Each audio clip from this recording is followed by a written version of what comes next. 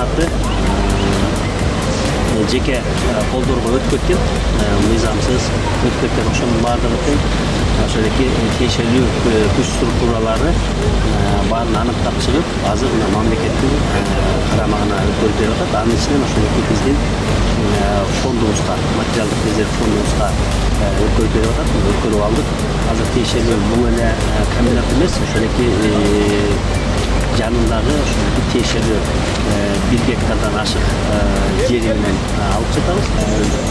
Алган күндөн баштап азыр бардык иштер жана ошондой үн азыгын даярдоо боюнча, аларды баягы үн азыктарын жаңыртуу боюнча иштердин баары жүрүп жатат. Мына бул учурда биздин бардык ошо күч түзүмдөрү, ошондой эле министерство ведомстволордун бардыгы тең ошондой биздин ошо материалдык резерв фонддо турган ошондой тиешелүү азык-түлүк продуктылар менен камсыз болуп келе жатат.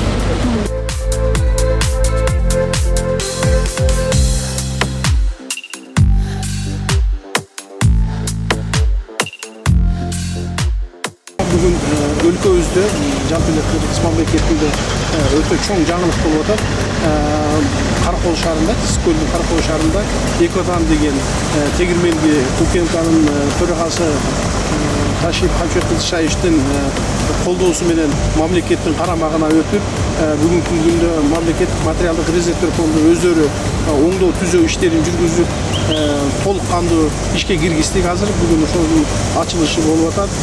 Бул деген жогоруда генерал-майор Курмат Мүсүлүевич айтып кеткендей, негизи Ысык-Көл жана Нарын областын толук кандуу ун менен камсыз кылууга мүмкүнчүлүгү бар. Анан бир эле ошол ун чыгарып эле отурбастан, андан тышкары коют маселесине дагы урпак чыгарып, малга дагы эме кылып туруп, азык-түлүк коопсуздугуна өтө чоң салым кошот деп